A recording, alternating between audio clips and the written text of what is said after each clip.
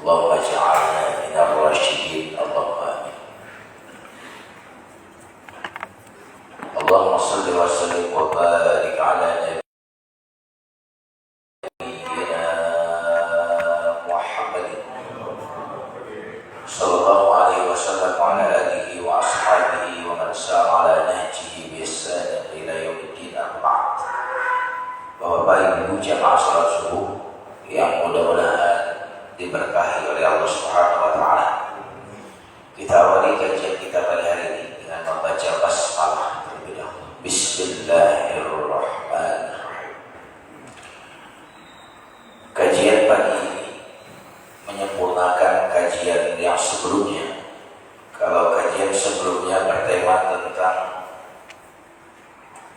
boleh dibilang nasihat untuk orang yang sakit atau kasih sayang Allah di dalam sakit, maka hari ini kita akan sempurnakan dengan tema nasihat-nasihat untuk orang yang diberikan kesehatan. Nah, jadi kita sempurnakan. Jamaah sekalian yang dimuliakan Allah, ada orang kaya yang mengundang orang miskin makan di rumah. Dihidangkan berbagai macam menu. Kalau orang kaya ini kepada si miskin, cicipin nih makanan, ini enak. Nah, habis itu cicipin yang ini enak lagi, yang ini enak, yang ini enak. Maka si miskin ini berkata, kayaknya yang bikin enak cuma satu ini. Yang bikin semua makanan enak ini adalah satu. Apa itu? Kesehatan. Menurut saya, tanpa kesehatan maka nggak ada makanan yang tersedia di sini yang bisa dikatakan makanan yang nikmat, makanan yang enak. Nah, jamaah sekalian yang dimuliakan Allah Subhanahu wa taala, berarti makanan yang terenak itu kesehatan. Kita sudah mencicipi banyak makanan yang nikmat, tapi tak ada makanan yang lebih nikmat daripada kesehatan.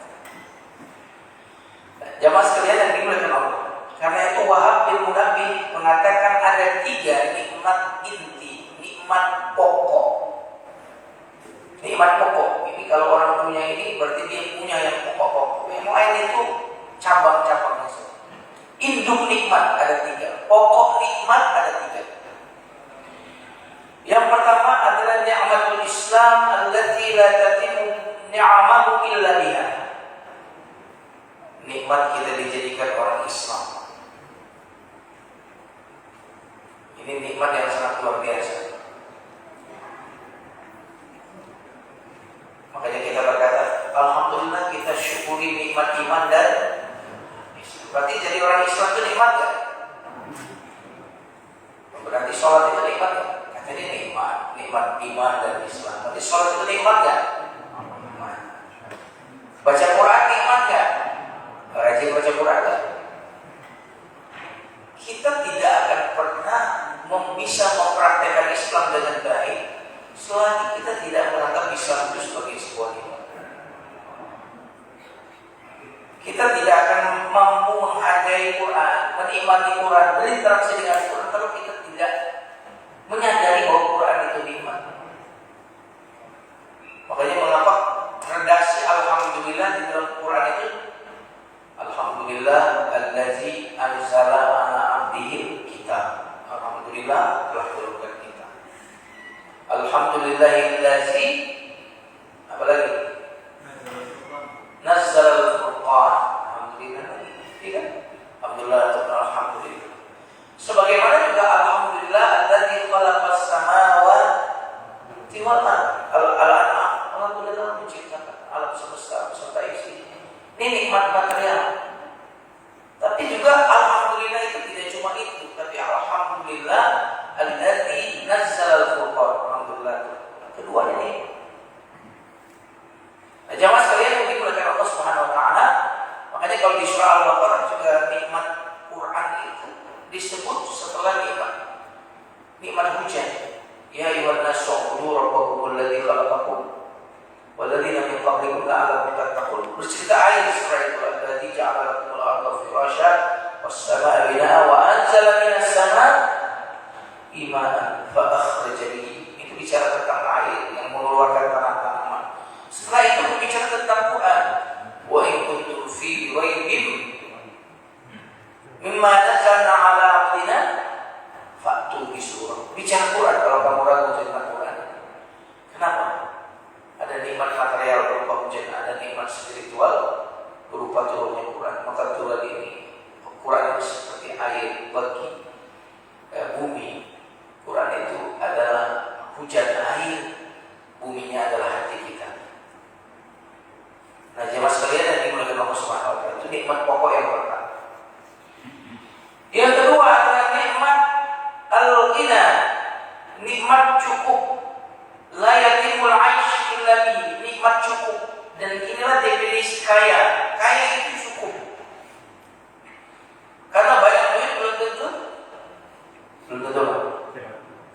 cukup, Pak. Cukup itu gak ada kaitannya dengan jumlah. Saya ulang lagi. Cukup itu gak ada kaitannya dengan jumlah. Maka banyak koruptor itu duitnya banyak lah. Tapi kenapa korupsi? Karena ada kurang. Kenapa orang rajin bersedekah? Bukan karena banyak duit. Ada perasaan cukup di hati, maka dia. Orang banyak duit belum tentu rajin bersedekah.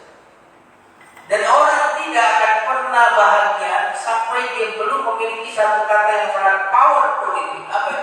Cukup. Betul kan? Cukup. Cukup ini penting sekali. Cukup ini yang membuat kita bukan cuma memiliki tapi menikmati. Orang yang tidak pernah merasakan cukup, boleh jadi dia mengkoleksi ini, koleksi ini, tapi tidak seperti nikmati. Kenapa? Kerjaannya ngejar terus, tidak pernah merasa cukup.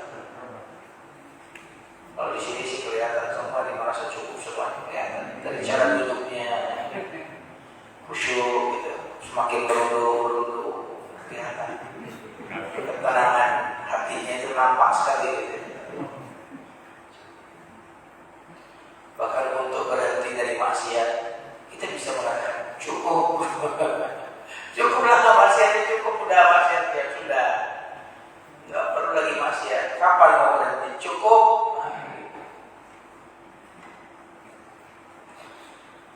Itu nikmat yang kedua. Maka kita perlu meminta cukup kepada Allah. Allahumma aghnina, Allahumma inna nas'aluka al-ghina. Aku meminta kecukupannya.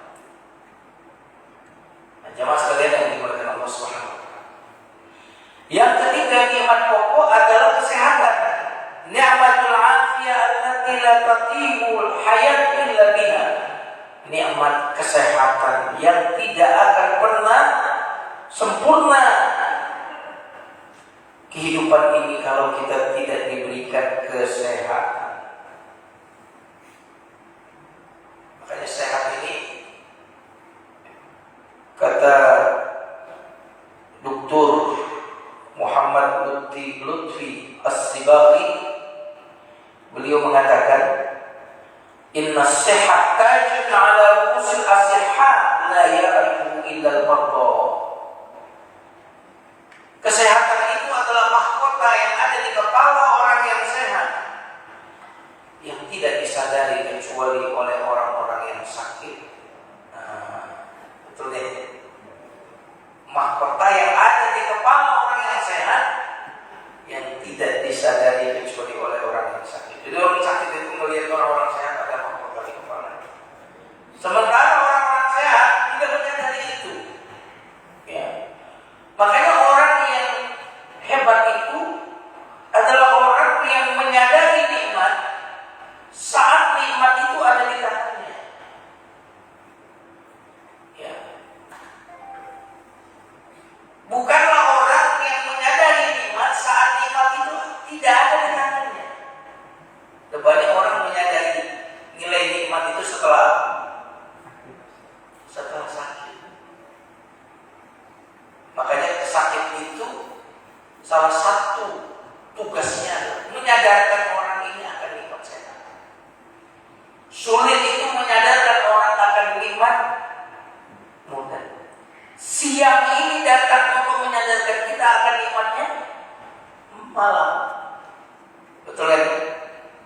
Maka ternyata Allah menciptakan dua hal yang berpasangan agar kita mampu menghargai sesuatu. Maka dikatakan sesuatu yang berpasangan. Makanya ada orang yang diberi ini tapi tidak diberi itu. Nah, itu agar kita bercermin. Ada orang yang diberikan kemiskinan, cobaan hidup, agar yang sehat tahu alhamdulillah, alhamdulillah, alhamdulillah. Karena dengan yang sebaliknya kita tahu hakikat sesuatu itu. Nah, jamaah sekalian yang dimuliakan Allah Subhanahu wa taala. Maka tema kita kajian tentang nasihat untuk yang sehat ini agar kita yang sehat ini betul-betul mampu mensyukuri nikmat sehat ini, merasakan nilai dari sehat ini bukan perlu sakit dulu, tetapi justru di saat kita sehat seperti ini maka kita membutuhkan nasihat ini. Bahkan kadang-kadang orang yang sehat itu jauh lebih membutuhkan nasihat dibandingkan dengan yang sakit. Betul atau tidak? Halo? Karena si sakit sudah dinasihati oleh sakit itu sendiri. Sakit itu menasihati orang itu langsung, bukan pakai teori. Dia tidak mengeluarkan kata-kata, tapi sakit itu sendiri sudah menasihati. Tapi orang yang sehat, orang yang sehat itu merasa tak perlu dinasihati. Karena saya baik-baik saja, baik-baik saja, tidak menyadari bahwa sesungguhnya bahaya terbesar itu bukan di saat kita mengalami penderitaan, tapi bahaya terbesar kita di saat kita mengalami kesejahteraan, kenyamanan hidup itu. Karena kenyamanan hidup itu membuat kita lupa berpegang. Betul kan? Ini kalau nyaman, kita nyaman, ya, coba lihat kalau nyaman seperti ini, ngantuk kan?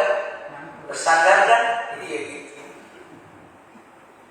Coba kalau kita dalam kesulitan selalu menyebut-nyebut nama Allah. Makanya ada ungkapan di Ibnu Qayyim al-Jauziyah, terkadang orang itu kelihatannya diberi padahal orang itu sedang dihalangi. Terkadang orang itu seolah sedang diambil sesuatu darinya padahal dia sedang diberi.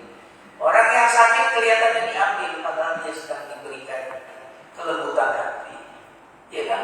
Sedang diberikan kesadaran. Orang kelihatannya diberi sehat padahal dia sedang diambil darinya sebuah kesadaran. Orang itu dilalaikan. Maka nasihat-nasihat dalam dua keadaan ini sangat kita butuhkan dalam hidup ini. Dan jamaah sekalian yang dimulakan Allah. Innama dunya kullah la ya'lamu ala man yaqtal insani fi 'udwin min a'dha'ihi. Harta dunia ini tidak pernah sebanding dengan kesehatan, gak akan pernah sebanding. Maka posisi sehat ini jauh lebih tinggi daripada harta. Betul kan?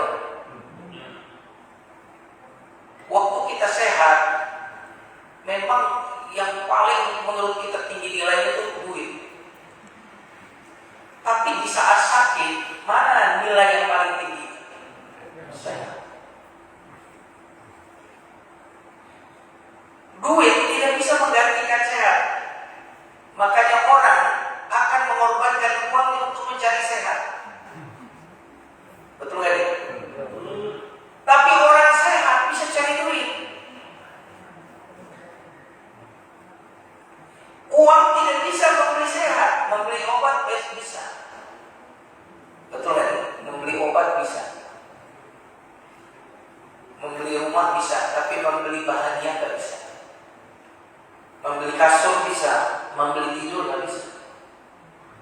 Makanya pemberian Allah itu adalah pemberian yang nggak bisa diberikan oleh selain Allah. Manusia bisa memberi uang, tapi nggak bisa memberikan rasa cukup. Iya kan? Manusia bisa memberikan uang, tapi nggak bisa memberikan sehat. Yang Allah berikan kepada kita nggak ada yang bisa memberikan. Tapi apa yang diberikan manusia kepada kita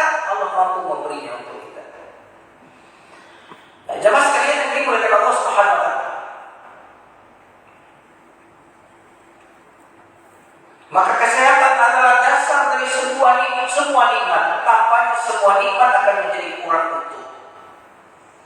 Kurang utuh tanpa sehat. Ini bisa sholat nih karena sehat. Pulang pergi, sehat. Jadi ini dasar dari semua nikmat adalah sehat itu sendiri. Nah, jamaah sekalian yang dimuliakan Allah Subhanahu wa taala.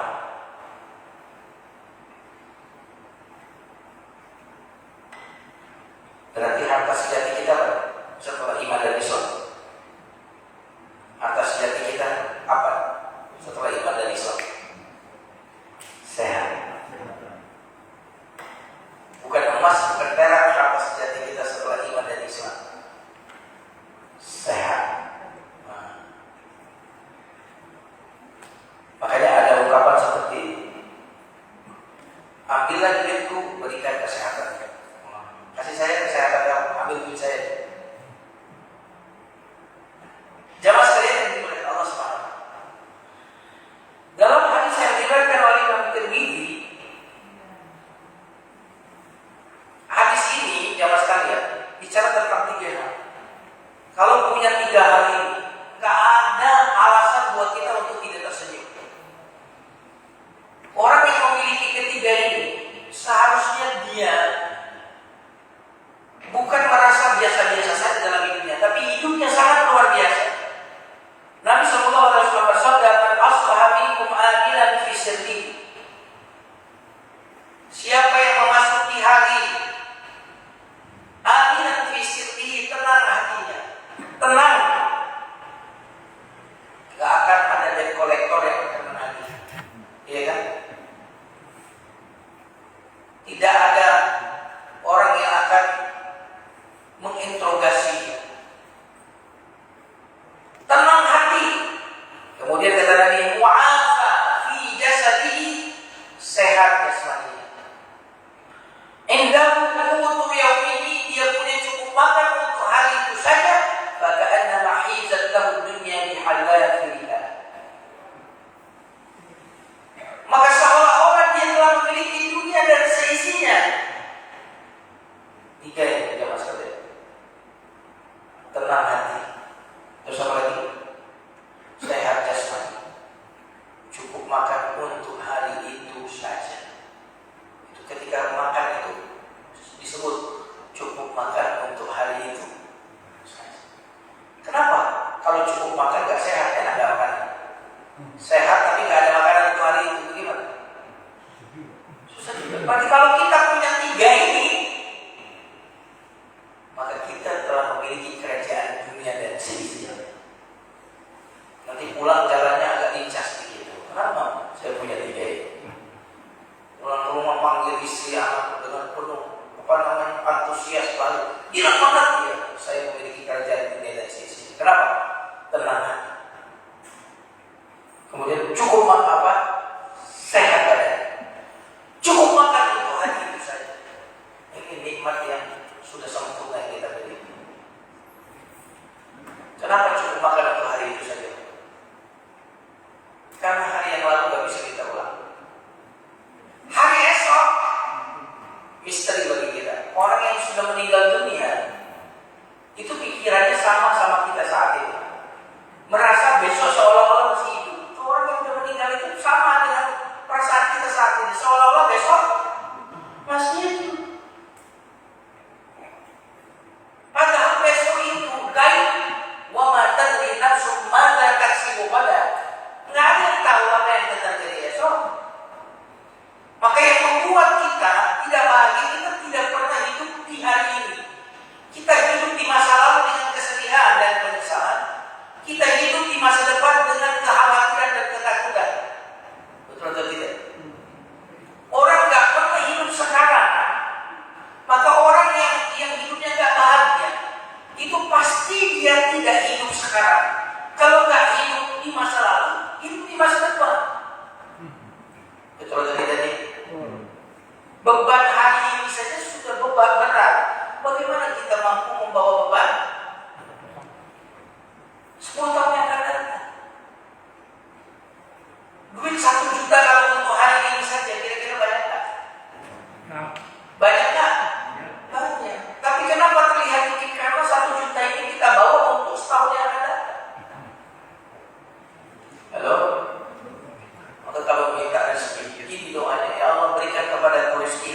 ini saja ya, besok tak usah ya. Besok tak usah, cukupin hari ini saja ya, besok tak usah. Besok. Saya cuma minta rezeki hari ini saja ya, berikan kecukupan hari ini. Besok tak usah. Besok doanya gitu. Besok saya berusaha begitu lagi. Nah itu insya Allah akan kaya terus. Betul atau tidak? Pak jamaah sekalian, itu orang-orang yang tabungannya miliaran triliunan. Dia konsumsi yang triliunan itu hari ini 1 juta. Besok dia mati, sisanya rezekinya siapa? Jadi dia cuma nyimpen duit, belum tentu rezeki dia. Yang ada di tabungan kita belum tentu rezeki kita. Ada 1 triliun mati hari ini dikonsumsi 1 juta, sisanya itu bukan rezeki kita. Kita jadi jagain rezeki orang. Maka ketika kita hidup, makanya mengingat mati itu sebenarnya cara kita untuk menikmati hidup hari ini. Ingat mati, oh berarti saya hidup cuma hari ini, cuma hari ini. Maka saya ibadah yang terbaik hari ini. Ya tadi. Ibadah yang terbaik hari ini, berbuat yang terbaik hari ini. Saya tidak akan melukai hati siapapun karena saya cuma hidup hari ini. Besok masih hidup lagi. Doa lagi. Kedua, karena kemarin dia terbaik, besok dia jauh lebih baik lagi. Jadi cara terbaik menyiapkan hari esok adalah mensyukuri hari ini. Janganlah mendung besok membuat kita tidak mampu menikmati matahari hari ini. Betul kan? Banyak orang yang matahari hari ini dia tidak nikmati karena mengkhawatirkan mendung besok yang belum tentu terjadi. Halo, hari ini sehat semuanya? Sehat sudah, tidak usah takutin nanti saya kalau sakit begini, sakit begitu. Kalau saya stroke bagaimana? Kalau saya begini, tidak usah dipikirin. Hari ini sehat? Ya sudah, syukuri hari ini. Kalau mensyukuri hari ini, esok itu cuma akibat saja dari hari ini. Kalau hari ini kita syukuri, akibatnya kemungkinan besok kita lebih sehat lagi. Amin. Jamaah sekalian yang dimuliakan Allah Subhanahu wa taala. Di sini ada quotes yang bagus sekali ya, saya terjemahkan. Konteksnya lebih luas daripada kesehatan. Nasahani fusaha wa wa'azan lil wa'az syafaqatan wa nasihatan wa ta'diban. Orang-orang yang fasih, orang-orang yang ahli nasihat memberikan nasihat kepadaku, tapi tidak ada yang bisa menasihatiku sebagaimana Uban menasihati. Wah, Uban ini menasihati kita cakap banget ya kan? Banyak yang menasihati saya, tapi gak sehebat Uban menasihati saya. Wa'adani al-a'da falam ara a'dali min nafsi idza jahilt. Ada musuh yang memusuhiku, tapi aku tidak melihat musuh yang lebih besar melebihi diriku sendiri.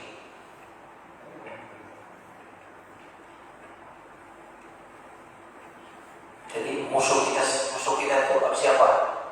Diri kita. Ya. Musuh terberat bagi paling baik apa? Musuh terberat. Orang paling baik. Bukan orang paling buruk, tapi musuh terberat bagi orang paling baik adalah baik. Ya. Jadi paling baik ya itu. Lawannya bukan paling jelek, tapi baik. Yang paling penting apa? Lawannya bukan tidak penting. Tapi yang paling penting lawannya adalah penting.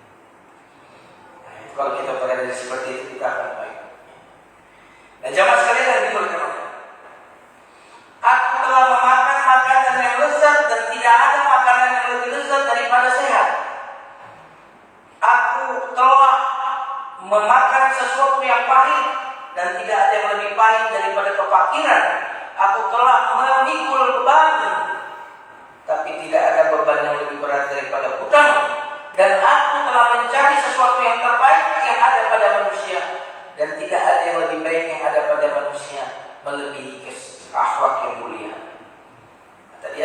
yang bagus, aku tidak pernah mencicipi makanan terbaik melebihi makanan yang penuh kesehatan itu. Jadi makanan yang enak itu bukan rendang, bukan nasi biryani, bukan nasi uduk. Makanan yang enak itu sehat. Kalau sehat enak semua makanan. Dalam hadis yang diriwayatkan oleh Imam Ahmad, Nabi SAW bersabda, "Ya ayyuhan nas, innan nas lam yu'tu fid dunya khairan min al-yaqin wal mu'afa, fasallallahu azza wa jalla." Wahai manusia, kata Nabi SAW, tidak ada pemberian Allah di dunia yang lebih baik dari ketika orang itu diberikan yakin dan kesehatan. Bayangkan, sehat disetarakan dengan yakin. Sehat disetarakan dengan yakin. Dalam hadis yang lain disebutkan ma'uti ahadun ba'dal yakin khairan min mu'afa. Tidak ada orang yang diberikan sesuatu yang lebih baik setelah yakin melebihi orang yang diberikan kesehatan. Ini luar biasa ya. Jamaah sekalian yang dimuliakan Allah.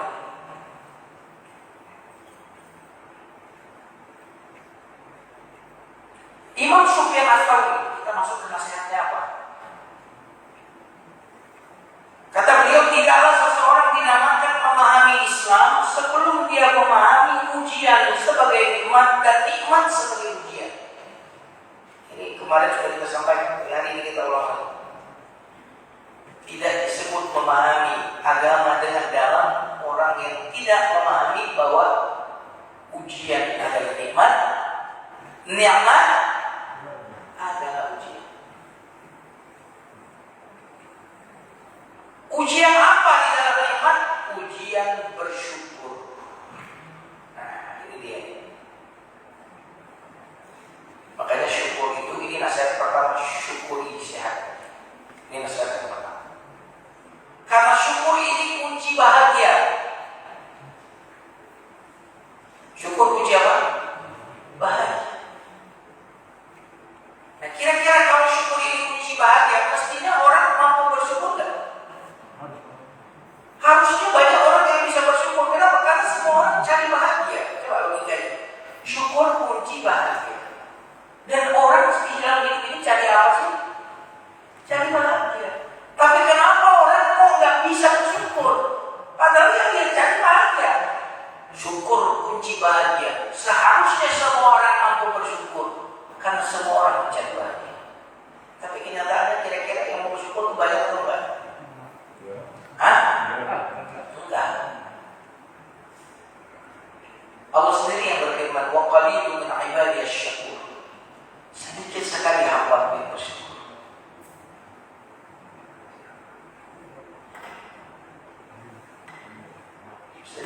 Padahal gak ada syukur, gak ada bahagia.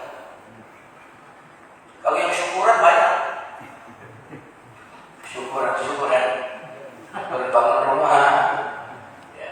Tapi kalau yang bersyukur sedikit. Nah, jamaah sekalian yang dimuliakan Allah Subhanahu wa Ta'ala. Karena kita biasanya mensyukuri sesuatu yang besar, benar gak? Kalau dapat besar, syukur. Lupa bersyukur untuk hal-hal yang kecil. Iya. Padahal sebenarnya ada nggak sih nikmat yang kecil?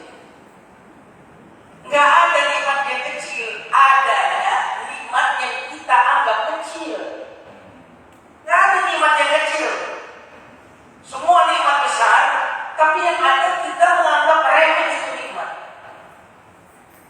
Makanya kita itu punya mental kalau mendapatkan yang besar, bersyukur. Sementara kalau sesuatu yang kita anggap kecil, bukan berarti kecil, kita anggap kecil, kita tidak bisa bersyukur. Contohnya bangun tidur, nikmat besar atau nikmat kecil? Bisa melihat, bisa bernapas, nikmat besar atau nikmat kecil? Baik. Karena kita anggap kecil, jadi kita tidak bersyukur. Kalau dapat uang 10 juta hari ini, besar atau kecil? Nah itu syukur. Karena kita menganggapnya besar.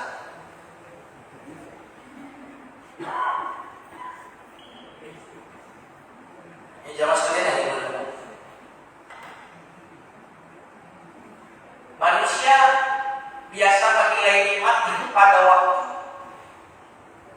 ada. Air ini kalau ada, ini berapa ya nilainya? Kalau kita masih seperti sebotol itu, mungkin sebotol 5.000 harganya. Manusia seringkali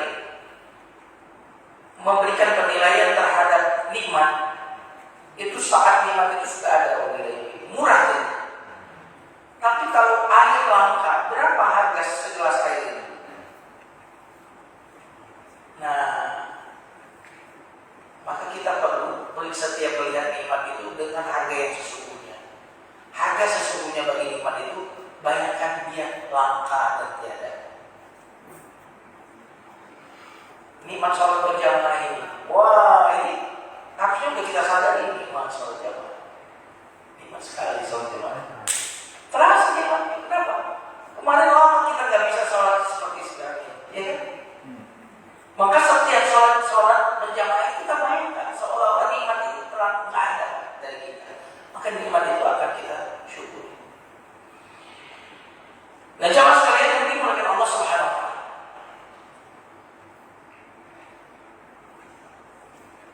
Maka nasihat yang pertama adalah karena nikmat itu adalah ujian dan ujian nikmat adalah syukur, maka nasihat yang pertama bagi orang yang diberikan kesehatan adalah syukuri nikmat itu. Karena nikmat itu sebenarnya jalan kita untuk menemukan pintu syukur. Berarti makin banyak nikmat, pintu syukurnya makin banyak. Tetapi karena sulit bagi orang itu untuk bersyukur, apalagi terhadap nikmat yang sudah terbiasa, nikmat yang berulang-ulang, tidak lagi kita sadari sebagai sebuah nikmat, tapi nikmat yang berulang-ulang kita anggap itu sebagai sebuah hak. Betul atau tidak? Maka gaji tiap bulan tidak antusias orang terima. Kenapa? Karena rutin. Seolah-olah itu hak kita. Tapi kalau rezeki tak terduga, antusias gak? Manusia boleh. Padahal jumlah nominalnya lebih kecil dari gaji kita. Tapi karena gak diduga, kita menganggap itu sebuah nikmat.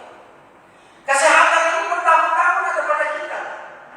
Kita ini jauh lebih lama sehat dibandingkan dengan sakit.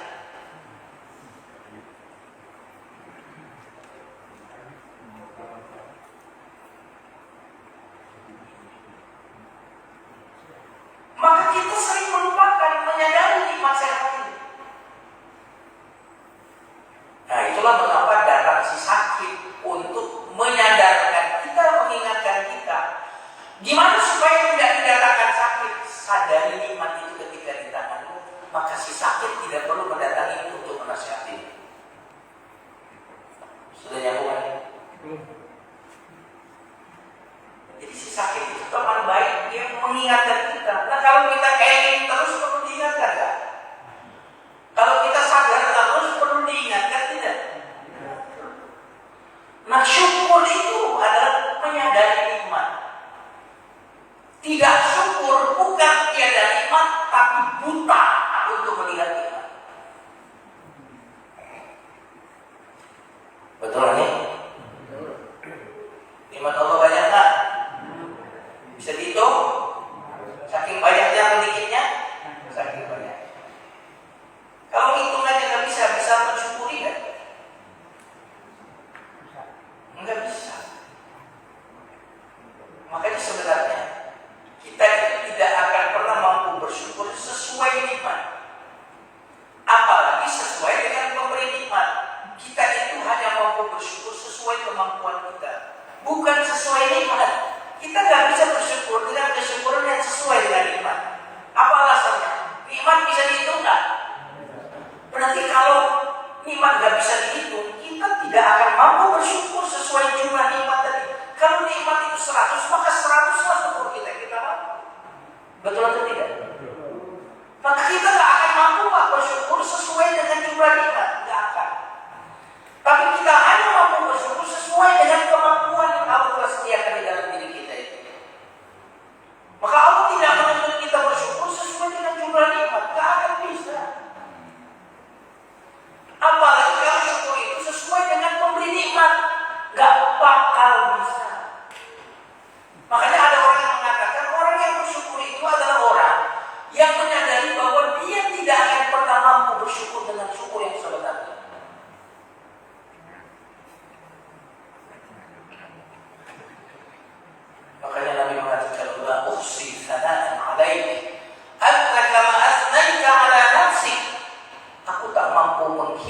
bersyukur untukmu.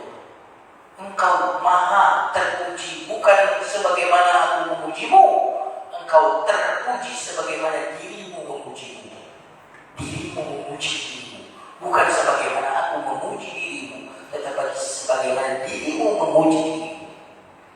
Karena pujianmu terbatas. Coba perhatikan. Nikmat, jika kamu menghitung satu nikmat, kamu gak akan bisa. Satu nikmat. Nikmat sehat ini satu. Gara-gara sehat ini bisa ke masjid. Gara-gara sehat ini bisa bekerja. Gara-gara sehat ini bisa tidur. Gara-gara sehat ini bisa makan enak. Betul nggak? Satu nikmat gak bisa dapat itu. Oke. Berarti sudah tak berdaya kita bersyukur. Lalu kita bersyukur sesuai kemampuan. Apabila kamu bersyukur maka aku akan. Nah, yang tadi gak bisa disyukuri dengan sempurna. Kita bersyukur ditambah pula.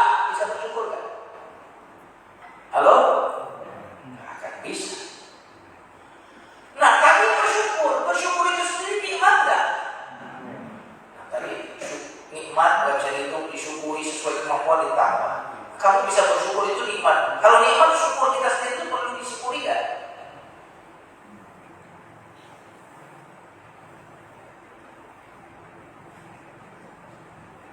Nggak bisa. Nah, jemaah sekalian yang begitu. Maka orang-orang yang tidak bahagia itu sebenarnya bukan ketiadaan nikmat, tapi tidak melihat nikmat. Nah, orang yang bersyukur itu orang yang senantiasa mampu melihat nikmat. Orang yang tidak bersyukur itu buta dari melihat nikmat. Mataharinya ada, cuma dia tutup jendela, nggak kelihatan. Ya kan? Orang yang bersyukur tidak, matahari ada, dia buka jendela yang kelihatan matahari.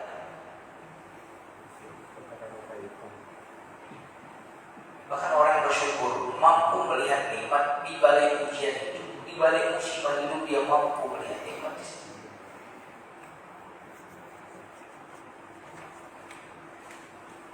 Makanya syukur itu mental. Syukur itu mental. Coba kalau kita lihat, syukur itu kualitas di sini, bukan di luar. Kalau di sininya syukur, maka akan terasa nikmat yang di luar itu. Mari kita lihat, orang sakit terus dikasih makanan, makanannya nikmat gak? Berarti dirinya ini nikmat baru, dia bisa merasakan nikmat, bukan makan.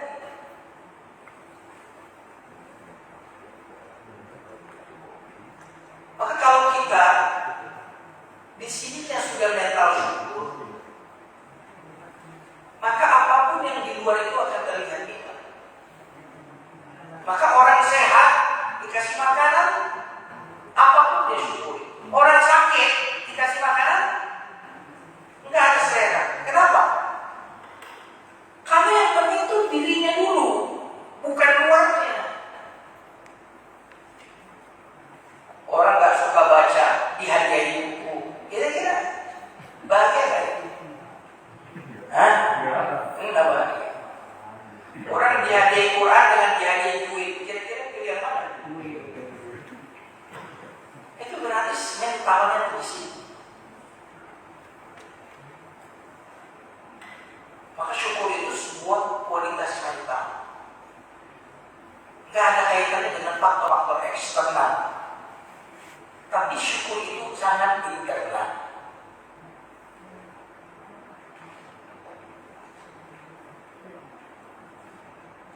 Nah, jamaah sekalian yang dimuliakan Allah Subhanahu wa Ta'ala.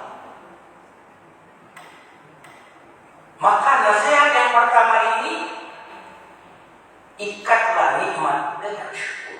Kuatkanlah ikatan syukur. Karena Imam Syafi'i berkata bahwa syukur itu pengikat nikmat. Makin kuat syukur kita, nikmatnya itu kita ikat dengan ikatan yang kuat, sehingga gak mudah lepas. Tapi lemah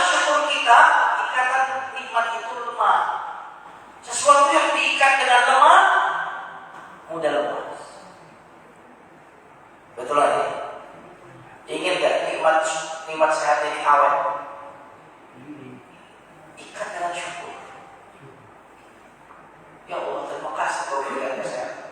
Alhamdulillah. Makanya kalau kita habis sholat, alhamdulillah, alhamdulillah. Jangan cuma alhamdulillah begini. Ingat nikmatnya. Alhamdulillah, alhamdulillah, alhamdulillah.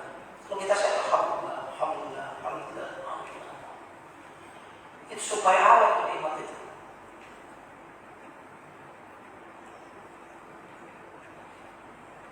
Dan bagaimana ungkapan syukur terbaik?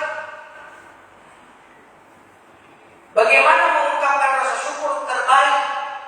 Ungkapan rasa syukur terbaik adalah ketika kesehatan tadi melahirkan banyak amal soleh. Makanya syukur itu adalah bentuknya amal soleh. Ada doa dalam Quran surah Al-Ahqaf, Rabbi auzi'ni an ashkura ni'mataka allati an'amta 'alayya wa 'ala walidayya wa an a'mala sholihan. Ya Allah, ajari aku bersyukur atas nikmat yang Kau berikan kepadaku dan kepada kedua orang tuaku, dan agar aku beramal soleh. Artinya, syukur terbaik adalah ketika kita memperbaiki amal soleh. Karena sebenarnya di saat sakit, kemampuan kita beramal soleh itu melemah.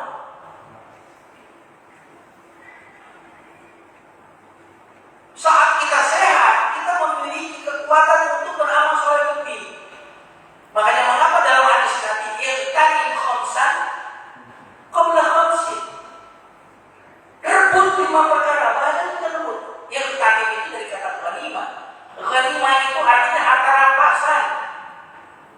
Kita perang mengalahkan musuh untuk merampas senjata-senjata mereka dalam peperangan. Irtanim ghanimah, harta rampasan perang. Ketika berbicara tentang sehat ini, Nabi menggunakan kata irtanim, seolah-olah kita di dalam peperangan. Mulai, kamu cepat rebut 5 perkara sebelum 5 perkara. Karena yang 5 perkara yang di awal ini adalah puncak kemampuan kita beramal soleh.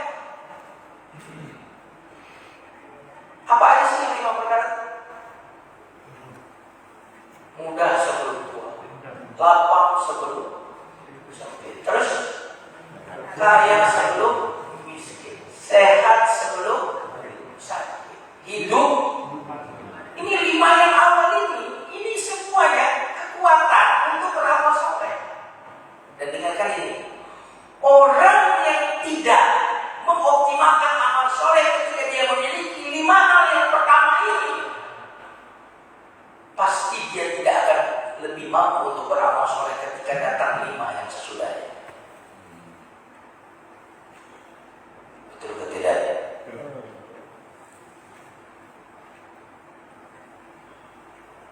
Karena 5 yang sesudahnya itu justru itu kemampuan kita menurun. Rebut dengan amal soleh.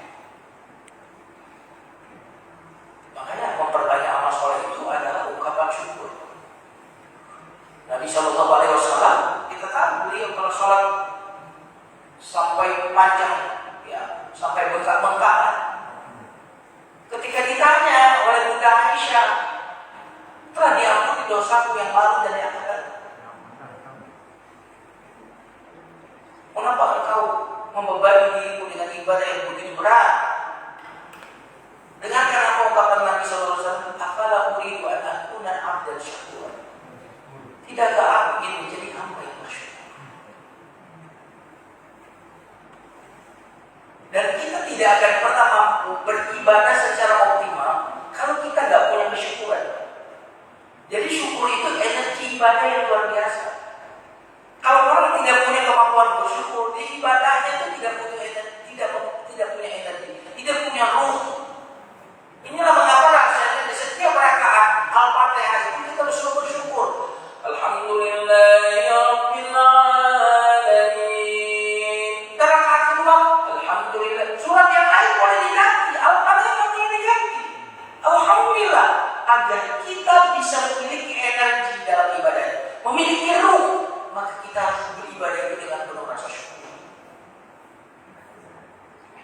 Jadi kalau kita nggak khusyuk dalam sholat, ada nikmat yang tidak kita syukur di situ pasti.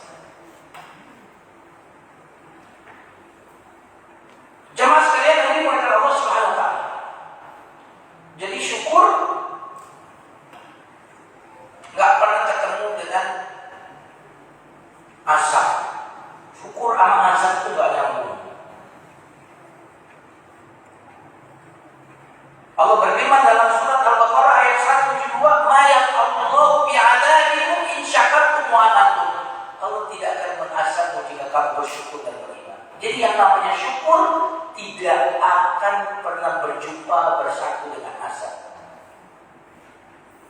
Maka kalau kita mendapatkan kesulitan hidup, mendapatkan musibah hidup, maka periksa rasa syukur. Aku tambah. Makanya nikmat itu terkait dengan syukur. Ada hubungan nikmat dengan syukur, betul ya? Syukur ini hubungannya dengan tambah. Nikmat hubungannya dengan apa? Syukur. Syukur hubungannya dengan apa? Tambah. Tambah ini tidak akan pernah terputus sampai kau putus bersyukur. Gimana jemaah? Makanya bukan cuma sekadar mengikat nikmat, tapi alat terbaik kita untuk menambah nikmat.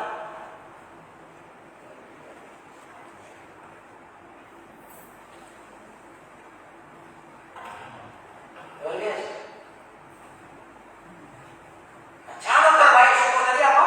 Memperbanyak amal soleh. Apalah uhibbu an akuna abdan syakur. Tidakkah aku ingin menjadi hamba yang bersyukur? Makanya dalam surat Al-Anfal, kalau tidak salah tadi dibacakan oleh imam kita.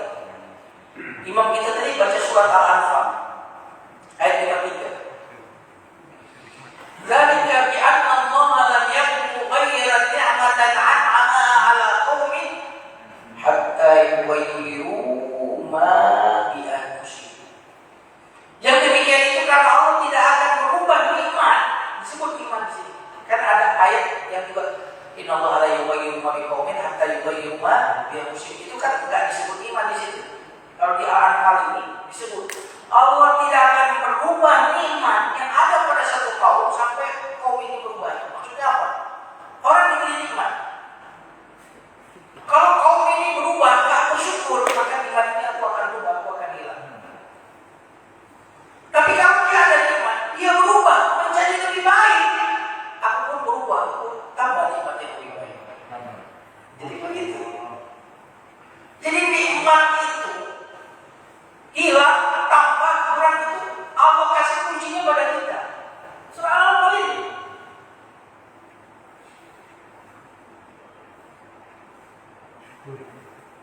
Makanya kalau kita ke masjid, mau kemana? Mau bersyukur. Itu jawabannya.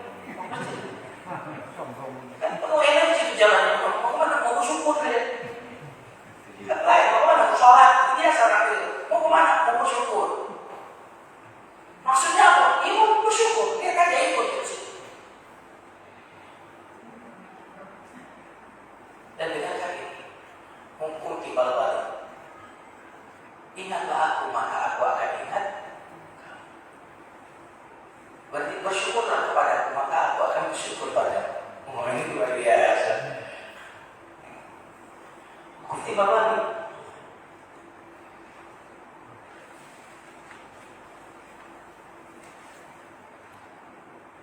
Jadi syukur ya, nasihat yang pertama.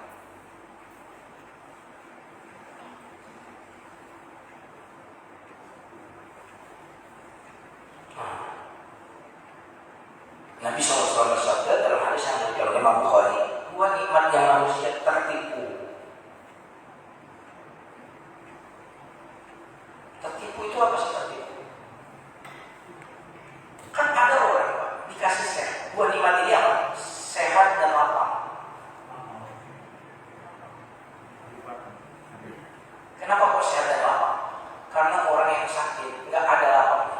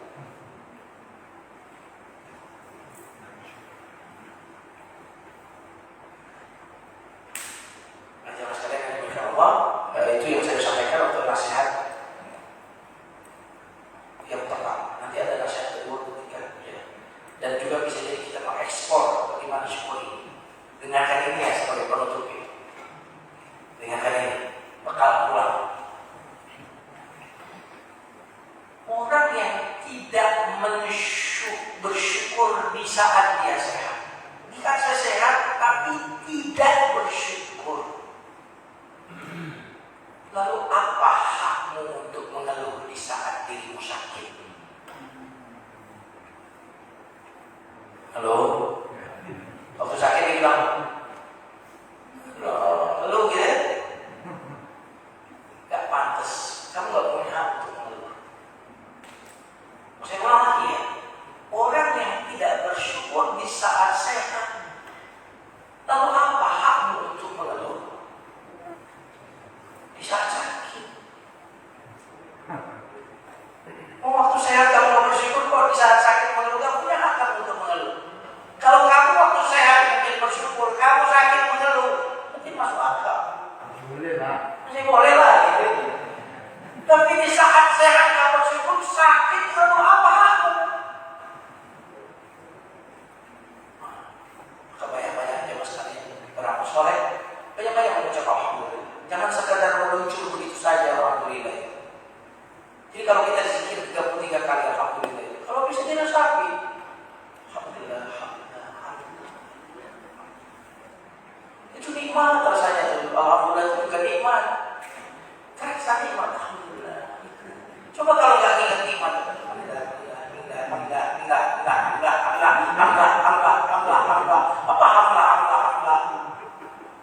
coba kalau ingat satu nikmat aja, saya alhamdulillah, itu khusyuk. Nggak ada khusyuk pak kita ibadah kalau nggak bersyukur. Allah seperti yang saya sampaikan. Ada pertanyaan? Ya, kok. Assalamualaikum warahmatullahi wabarakatuh. Assalamualaikum warahmatullahi wabarakatuh. Ustaz, Ya pak. alhamdulillah tadi topiknya sangat menarik dan jujur itu semuanya tertuju kepada kita. Betul.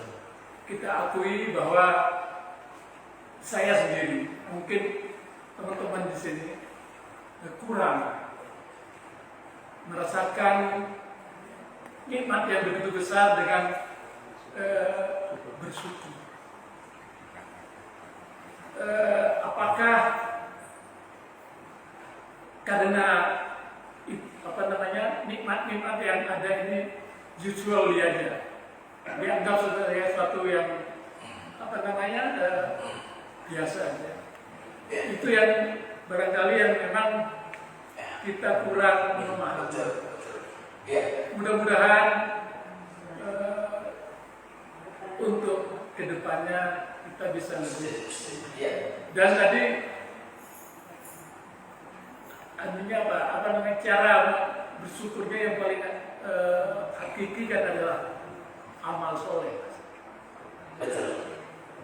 Contoh yang disampaikan tadi dengan kita berjamaah di masjid, insya Allah yang bisa setiap sholat bisa sebagai implikasi daripada Betul. Ya. berkali kali. Ya, terima kasih Pak. Jadi memang usually sesuatu yang rutin, biasa, itu memang membuat kita tidak menyadari nikmat. Usually hari-hari.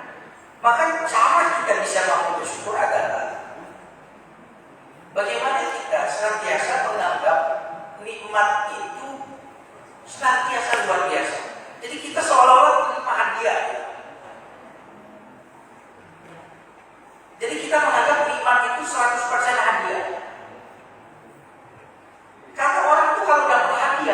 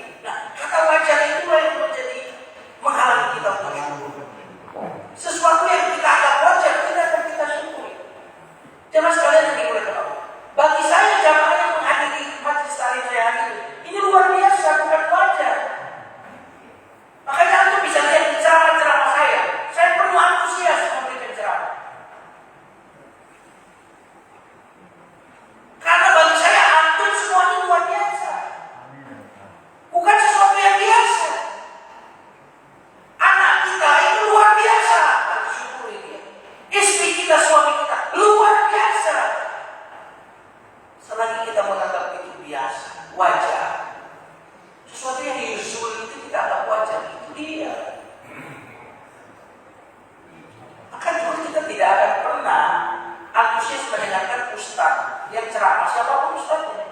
Kalau kita menganggap itu sesuatu yang wajar, wajarlah Ustaz Jamaludin sebenarnya sekalian mengisi di situ. Biasa aja. Tapi kalau seperti kita lihat dari Ustaz siapa? Luar biasa. Ustaz ini bisa datang. Karena untuk bisa datang ke situ itu banyak faktor. Dia lagi nggak keluar kota, lagi sehat, ya kan? Maka kita harus menganggap semua yang ada di tangan kita itu bukan sesuatu yang wajar, tetapi sesuatu yang luar biasa. Kita ketemu nasi itu luar biasa nasi itu. Ya, wallah. Ya, sehat.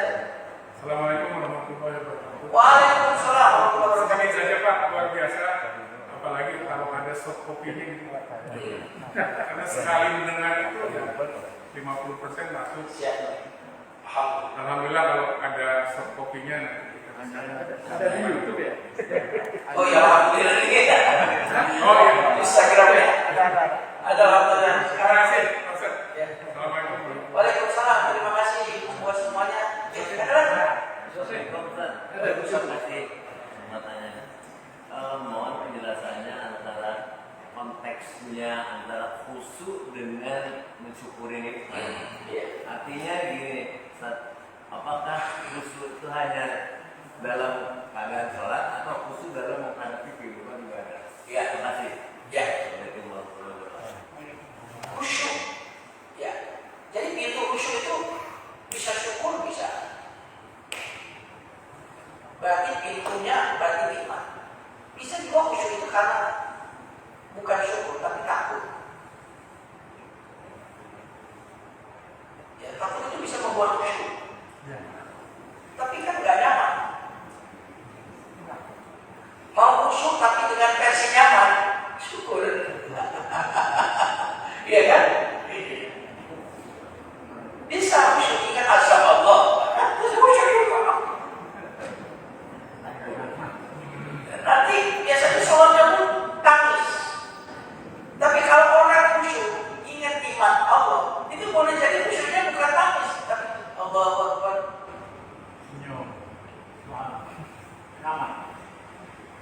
Nanti yang pilih. Nah, apakah khusyuk itu di dalam sholat atau di luar sholat? Pertanyaannya. Rata-rata kita punya handphone kan? Saya mau bertanya, antum terkoneksi dengan internet itu 24 jam atau tidak 24 jam? Nah, handphone kita 24 jam. Kenapa 24 jam?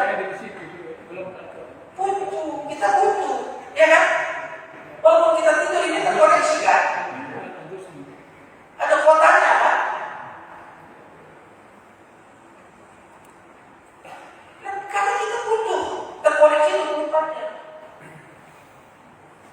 Bagaimana khusyuk itu dalam sholat atau di luar sholat? Misalnya kita membutuhkan khusyuk di dalam sholat saja atau di luar sholat? Itu jawabannya. Kalau kita justru menurut saya kita jauh lebih membutuhkan khusyuk di luar sholat dibandingkan di dalam sholat. Karena di luar sholat itu noise-nya luar biasa. Di situ kita butuh kecernihan. Ya, maka kalau kita menyadari itu, kita butuh terkoneksi dengan Allah 24 jam. Kita tutup ya dengan istighfar. Astagfirullahaladzim.